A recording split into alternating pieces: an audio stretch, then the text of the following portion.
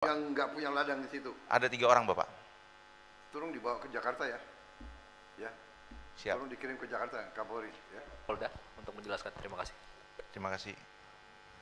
Yang kami hormati Bapak Presiden, mohon izin dalam aspek penegakan hukum, sejak tahun 2025 sampai sekarang, kita melakukan pendekatan multi-doors approach.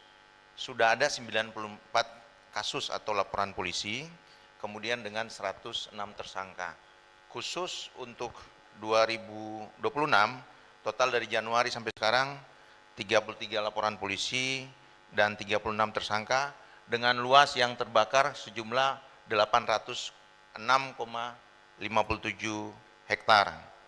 Kemudian, next, untuk upaya pencegahan, sekaligus memutus mata rantai karhutla yang semuanya disebabkan oleh manusia Bapak. Setelah kita melihat data di 2021-2022 pada saat COVID, itu zero karhutla Bapak. Jadi semua saat ini yang dilakukan karhutla, semuanya dari manusia, baik yang disengaja maupun tidak disengaja. Kami membuat satu pendekatan baru, kami membuat 513 plang peringatan penegakan hukum karhutla agar tidak terulang kembali. Ini terjadi di tahun lalu Bapak, di 2025 di Kabupaten Rokan Hilir. Dan alhamdulillah sekarang setelah kita melaksanakan pemasangan plang seumur hidup Bapak, jadi bekas kebakaran tidak boleh ada lagi yang melakukan penanaman, karena ini biasa menggunakan modus oleh perusahaan besar, menggunakan petani atau masyarakat kecil pura-pura memancing di situ, kemudian melakukan pembakaran. Lalu yang berikutnya, next. Maaf Kapolda, yuk ada bukti-bukti atau indikasi ke arah korporasi yang menyuruh? Sampai saat ini belum ada Bapak, tapi beberapa tersangka yang 2025 setelah kita lakukan investigasi, ada yang tidak, ya ada yang tidak mempunyai kebun di situ, ada 2 atau 3 orang, tetapi dia ada di situ, padahal alasan dia hanyalah untuk memancing, padahal tidak ada lokasi memancing situ. Ada berapa Berarti orang? dia ada total sampai saat ini untuk tahun lalu ada 90. Enggak, ada 3 orang pada tahun lalu Bapak. Yang nggak punya ladang di situ. Ada 3 orang Bapak. Tolong dibawa ke Jakarta ya. Ya. Siap. Tolong dikirim ke Jakarta, Kapolri. Ya. Kita dalami di Jakarta. Siap Bapak. Kemudian nanti pendalamannya saya juga minta BIN ikut ya. siap. Kemudian untuk sumber daya penanganan yang kami lakukan di sini adalah kegiatan gotong royong Bapak. Baik itu dengan Kodam 19 Tuanku Tambusai, dengan pemerintah daerah, lalu dengan stakeholder terkait. 3.030 personil kami membuat infrastruktur pengendalian karhutla. Di situ ada 18 sumur bor. Sumur bornya begini Bapak, memang karakteristik di sini banyak sungai, ada ratusan sungai di sini. Jadi kalau kita menggali dengan alat eskavator, 2-3 meter sudah ketemu. Beda dengan di Kalimantan Bapak, hampir sampai dalam benar. Kemudian ini embung Bapak. Kami sudah membuat 1.390 embung. Khusus untuk yang kejadian hari ini di Kabupaten Pelalawan, Kecamatan Kerumutan, itu setiap 50, sekarang sampai saat ini 700 hektar Bapak. Setiap 50 meter kami buatkan embung seperti di sana. Jadi sumber airnya itu diambil dari situ, ketika ini kosong, kita pindah lagi ke embung yang lain. Nanti 2-3 jam ini akan muncul lagi airnya, karena memang menyerap dari gambut semua. Lalu ada 1988 sekat kanal, kemudian ini ada 268 menara pantau yang punya kewajiban perusahaan atau korporasi-korporasi yang ada di sini. Tahun lalu ada 5 korporasi yang sudah dilakukan penegakan hukum oleh Kementerian Lingkungan Hidup Bapak, karena mereka tidak memenuhi kewajibannya, seperti membuat menara pantau saat ini, atau kewajiban bagaimana ada tim reaksi cepat kalau seandainya ada titik api atau ada fire spot yang muncul di lokasinya. Ada berapa perusahaan? Ada 5 perusahaan yang diberikan sanksi oleh Kementerian Lingkungan Hidup Bapak. Kementerian Lingkungan Hidup. Lingkungan Hidup. Siap Bapak. Next. Aku minta nama korporasi itu ya. Kemudian Cari ini cari lagi yang melanggar siap Bapak. tahun ini.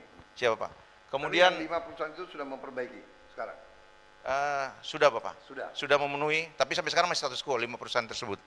Maksudnya 5 perusahaan sawit masih status quo Bapak. dicabut Tadi. izinnya? Belum. Belum dicabut. Oh. Ya nanti kita dalami lagi di Jakarta ya. Pokoknya siapa perusahaan yang tidak mau ikut menjaga itu kita cabut. Siap.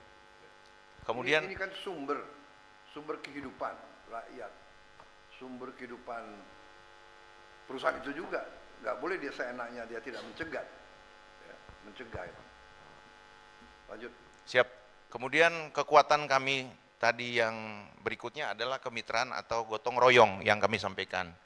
Kami mengeluarkan maklumat. Biasanya maklumat itu penegakan hukum saja dikeluarkan oleh Kapolda.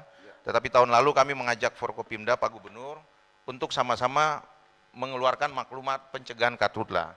Di antaranya adalah melakukan pencegahan sebagai tanggung jawab kita bersama, larangan pembakaran lahan, kemudian itu adalah tanggung jawab pemilik lahan, lalu restorasi pasca karhutla. Kami begali Bapak, kami ganti ke depan dengan program presisi Bapak Kapolri, kami turunkan di bawah ada green policing, bahwa kita hadir untuk menjaga keberlangsungan dengan melakukan restorasi sebanyak-banyaknya.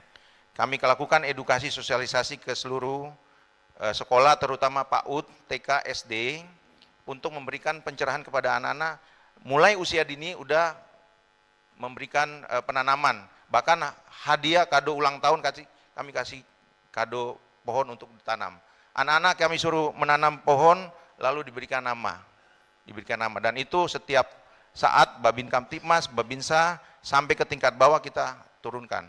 Kemudian berikutnya ada Instruksi Mendagri Bapak nomor 1 2026, kemarin kami menerima dengan Pak Gubernur, kami sudah mengumpulkan seluruh bupati, wali kota se-Provinsi Riau, sampai kepada camat, sampai kepada kepala desa, di samping ada Babinsa dan Babin Kamtibmas, kita sampaikan untuk menyampaikan tentang pencegahan pembakaran lahan yang dilakukan oleh masyarakat sendiri. Lalu kami juga mengajak mereka, kalau mau melakukan pembukaan lahan, kami yang akan mendampingi pembukaan lahan.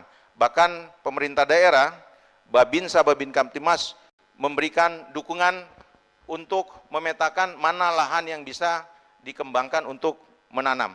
Karena setelah kami analisa, dari 800 hektar yang dibakar 2026, 700 sekian itu adalah lahan APL Bapak. Jadi dibuka oleh petani. Area penggunaan lain. Kemudian yang kedua ada hutan konversi, itu hanya beberapa, hanya 9% Bapak. Lalu ini yang menjadi kekuatan kami di daerah, mengumpulkan seluruh pejabat struktural mulai dari bupati, camat, sampai kepada kepala desa, sampai kepada Babinsa, Babin Kamtibmas untuk bergerak serentak. Next. Kemudian next, ini tadi sudah dijelaskan, pasca karhutla, tadi sebelum pada saat kita melakukan pemadaman, dan ini yang kita lakukan saat ini. Kami dengan pemerintah daerah, terutama dengan jajaran dan Ramil, Kapolsek, kami membuat posko kesehatan. Bagaimana banyak masyarakat yang terdampak, yang sampai saat ini sudah diliburkan sekolahnya, kita bagi masker, kita beri posko kesehatan, dan yang paling penting Bapak, ada O2 oksigen yang kami buat di kantor Polsek, juga di kantor-kantor kelurahan, untuk masyarakat bisa datang untuk mendapatkan oksigen. Lalu untuk petugas, kami membuat posko di tengah-tengah tempat yang kebakaran. Jadi tahun ini ada satu dari Manggala Agni yang meninggal dunia karena kehabisan oksigen. Jadi setiap mereka melakukan pemadaman, mereka mampir 15 menit mereka mendapatkan udara segar. Nah ini yang perlu untuk kita mencegah jangan sampai anak-anak kita di lapangan mendapatkan ISPA Bapak. Berapa Perkiraan Anda berapa tabung oksigen yang masih kalian perlu? Kami masih, sementara ini yang di kerumutan yang terdampak, kami masih ada 30 tabung oksigen. Pak Gubernur kemarin sudah menyiapkan 50 tabung oksigen. Jadi kami perlu banyak Bapak. Berapa kira-kira? Perlu bisa 500 Bapak. 500? Siap. Kabalok segera kirim 500. Ya. Terima kasih. Siap, next. Ini upaya-upaya pencegahan yang sudah kami lakukan. Pernah Bapak Kapolri pada tahun lalu tuh membuat Jambore Karhutla. Kita memberikan edukasi kepada anak-anak mahasiswa, anak-anak pelajar untuk sama-sama bagaimana mencintai alam, sama-sama mereka kita ajarkan bagaimana untuk bisa memadamkan api bersama-sama.